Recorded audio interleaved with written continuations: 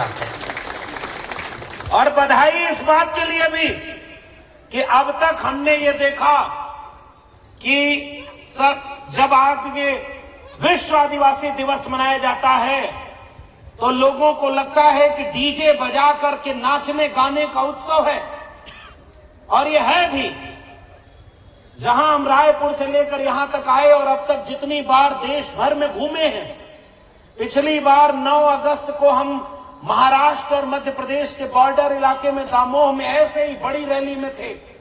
उसके पहले हम यहां पर धमतरी और तुमली वहां गए, फिर नागपुर और गढ़चिरौली तक गए।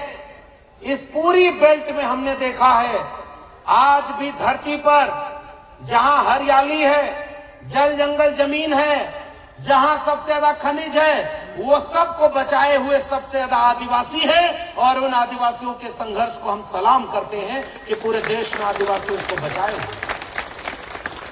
तो आप सबको इस बात के लिए मैं बधाई देता हूं और सर्व आदिवासी समाज जिला कांकेर के पूरी आयोजन समिति को बधाई देता हूं कि आज के कार्यक्रम को उन्होंने केवल नाच गाना और उत्सव का कार्यक्रम नहीं बनाया।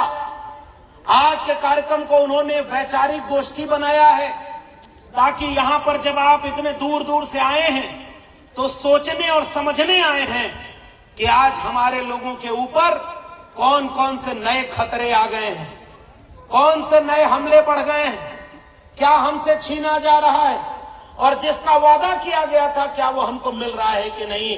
इसके लिए भी ये वैचारिक गोष्ठी जरूरी है, ताकि हम लोग यहां से एक दिशा लेकर जाएं और अपने आने वाले खतरों से हम लड़ना सीख जाएं। इसलिए भी ये वैचारिक गोष्ठी की जरूरत है।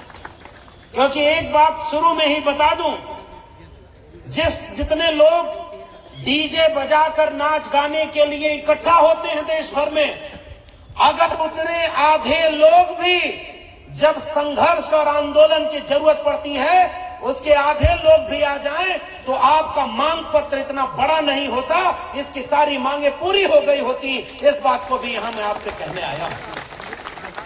और आज आपका मांग पत्र 4 पन्नों का है।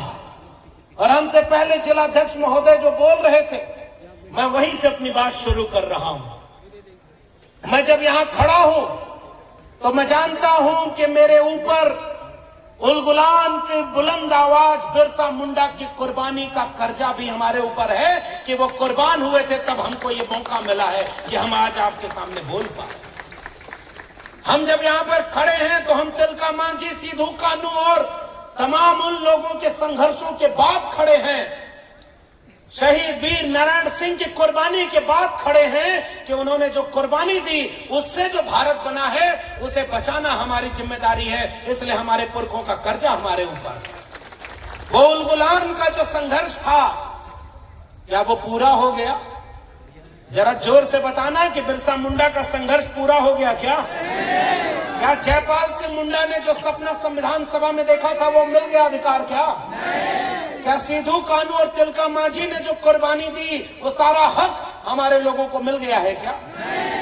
क्या वीर नारायण सिंह ने जिस सपने को देखते हुए कुर्बानी दे दी, या यहां से लेकर के जबलपुर मध्य प्रदेश में चाहे राजा रघुनाथ शाह हो चाहे शंकर शाह हो, तोप के गोले से लगाकर उड़ा दिया, जो सपना देखा था हमारे पुरखों ने वो पूरा हुआ है क्या? तो जब पूरा नहीं हुआ तो बताओ उनकी कुर्बानियों का भी कर्जा हमारे ऊपर है कि नहीं, कि जिसके लिए वो कुर्बान हुए वो हमें लड़ाई आगे बढ़ानी है।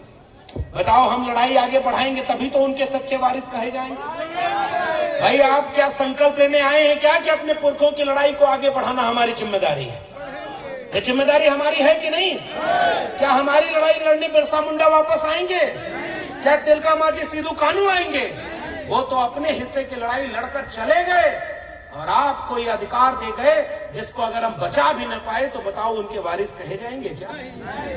आपके सामने अब ऐसी ऐसी सरकारें हैं, ये चूंकि वैचारिक मंच है इसलिए राजनीतिक बात नहीं करेंगे, लेकिन जहां से नियम कानून बनता है, जिन लोगों को आपके वोट से ताकत मिलती है, जब वो बड़ी कुर्सी पर बैठते हैं तो वो आपके लिए काम करते हैं कि नहीं?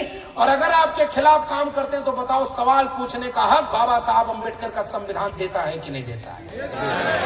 भाई बताइए, हमारे वोट से ही उनको ताकत मिली है कि नहीं?